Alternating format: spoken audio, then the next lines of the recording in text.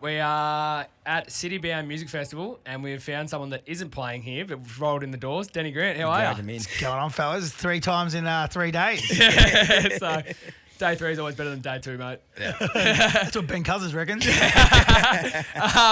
We've been last couple of days. We've been at Luke Combs. You went Friday night, I think. Yeah, Friday night I was down there watching the show, and then we kicked on, obviously down at the after party for Nothing But at the Royal Melbourne Hotel. Yeah, so we got on board in Ballarat with the Nothing But stuff. I think that would have been probably 6 months ago now, maybe. Something like that, when we very first sort of started. We got onto you there, and we went to that one, and we had an absolute ball. And then when we seen you have one down here, I sort of shot you a message. I was like, hey, we want to come. And yeah, we went Friday night, and I think we left at 4 a.m. or something. And then we rolled in there again last night. So absolute ripper night. So like you tailored it perfect, haven't you, for like walk from Marvel straight into it. Yeah, caught them like fish. Like that was the idea. But the whole Nothing But thing, I think it's a bit weird that people find out. Like I know you guys know. Yeah. People think of me, they think of dance music, like electronic stuff. They think of like, Dirty King Street, rah rah. But I do everything. Like I do every genre. I've done psytrance to country music to punk, rock, hip hop. I'm a music promoter. But I feel like people think of me as like an electronic artist music guy. But I do. And even tonight, like you guys know, I went to Luke Combs, obviously. I did the after parties. I then went to a rave yesterday under the Balti Bridge. Tonight I'm going to a trance event, and then finishing off there my Sunday at Drake. So I'm very much a music, I'd say, wizard. Man I of love all it trades. all. Yeah, I love it all. But the idea with the Nothing But thing was very simple. My mate owns a pub down there, and basically I knew there was going to be 86,000 people coming down those steps. Yeah. So I hit him up and I said, look, we got a bit of a database. We know some dudes that, involved in the scene, understand it because I'm obviously a fan.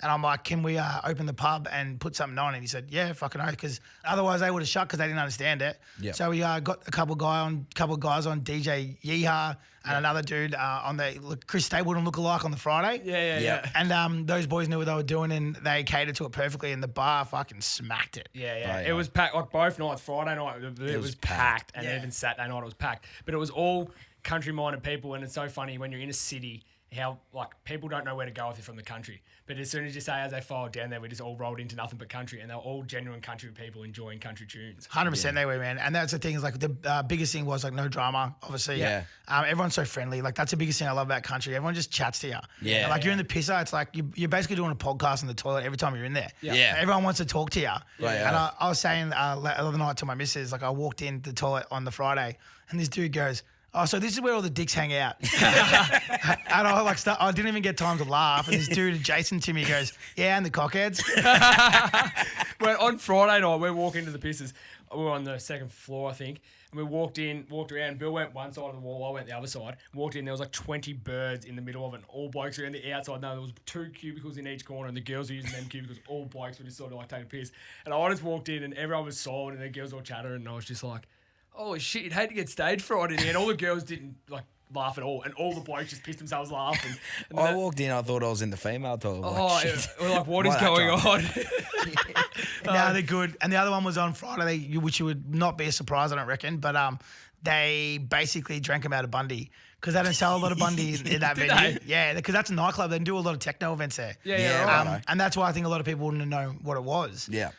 You could have seen, like, we were only using a quarter of the lights. Like, there's so many lights in that joint, and so they do like big day raves in there. Right. And I was like, I reckon we can turn this into a honky tonk.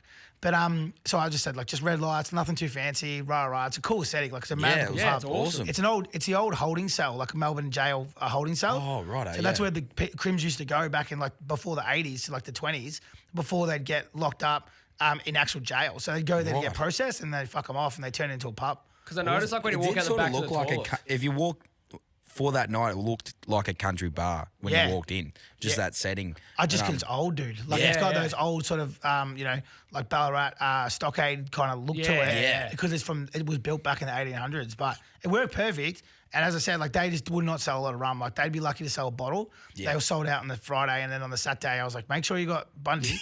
And the bar just smacked it, so they were just super stoked. So, it's so funny when you get country people together, and it's like, what's the go-to drink? Rum. Straight away, like, it's just like thing. Especially after 10 beers. I still remember, like, my 21st birthday, like, people, like, brought me presents, and I just spent heavy different presents. And I walked to the table at the end of the night, and there was, like, 23 bottles of rum or something on the table. And, like, one card from, like, mum and dad. It was just all rum. I think the first ever bit of alcohol I had, a can of rum. It's always funny though. It's just like that thing. It's like country people and rum. That's just like their go-to thing. Yeah. Yeah. I don't know why. When the tray of rum comes out, you know it's either going to be fighting, fucking, or having fun. Yeah. Rum pigs everywhere. Yeah. We actually seen a bloke on Friday night at Combsy. He was full rum, full Bundy shirt and pants, everything. the whole lot. Two things I saw actually last night. So as I was walking along, which I don't see often, was people like they were tea and like full flopping around, like absolutely blind, getting dragged by their two mates. And one was a dude and a chick.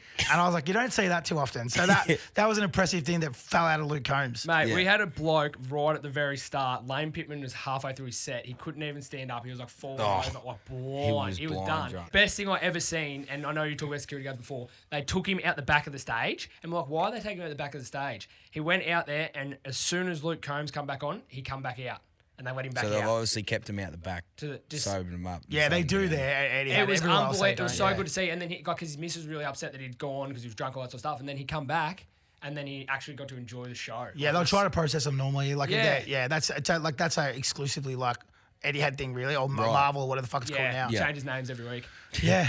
All right, boys, I'm going to have to wrap this one up. But Yep. thank you so much for having me. And I guess no doubt we'll keep bumping into each other because as we keep doing that and keep doing your thing, man, you're fighting the good fight. And it's awesome from one music dude to another music guy, watching you guys showcase country music and it's blowing up. I'm a massive fan of it and I'm a massive fan of your show and keep doing what you're doing. Thanks, Danny Danny. boy. Legend Definitely boys. pay attention, Andy. Nothing but events coming up. Yeah. They're always a good time. And they're everywhere. We're about to expand them. So we've been doing the Country Vic ones and we're about to go interstate. We just did a couple in Perth, Queensland, New South Wales. It's all coming through. So nothing but country.